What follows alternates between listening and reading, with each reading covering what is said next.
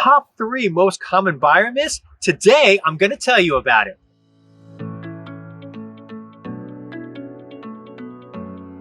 Hey, Scott Himelstein with the Scott Himelstein Group. Welcome back as always to our video blog. Before we talk about the top 3 common buying myths, reminder, if you're a home seller, check out our free home value report. And if you're looking to purchase a home, we have our free MLS search tool for properties all over Southern California.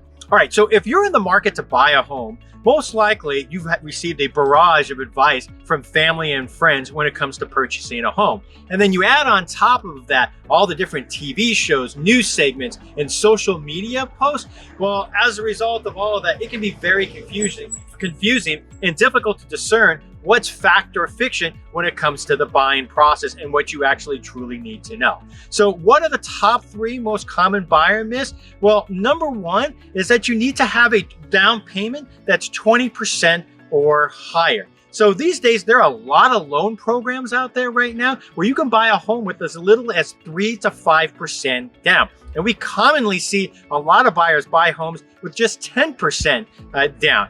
And so it's really important to talk to your lender to see what type of programs are out there for you that actually fit you as the buyer. But you don't have to have 20% down. Now, that being said, if you don't have the 20% down, you're going to be a riskier buyer for the lender, and they will require you to have private mortgage insurance, which will be factored into your monthly payment.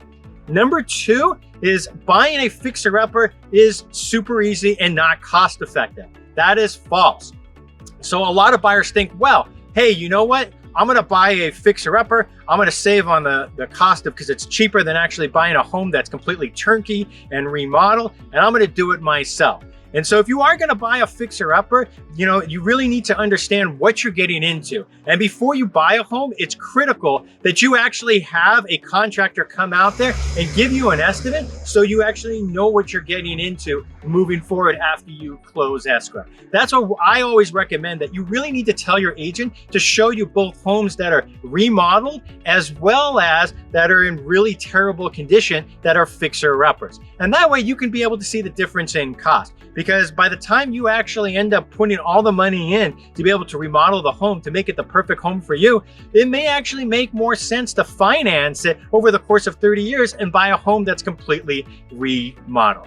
And third, and finally, and that is that you have to have a credit score over 780 to be able to get a loan. So you can get loans with a credit score as low as 640. And obviously, if you have a credit score that low, you're going to be paying a higher interest rate. But at the same time, you can still obtain a loan. There's FHA financing and a lot of different loan options available to you. So just think that just because your FICO score is not as high as you may want it to be, most likely you're probably still going to be able to qualify for a loan. At the end of the day, it's really important that you talk with the lender about that again to see what's best for you personally. We have several great lenders that we work with. So if that's something that you're interested in, let us know. We'd love to be able to connect you with our lenders. So if those are the top 3 buyers myths, if you have any questions about real estate, the buying process, the selling process, please feel free to reach out to me, and hope everybody has a happy and safe Thanksgiving.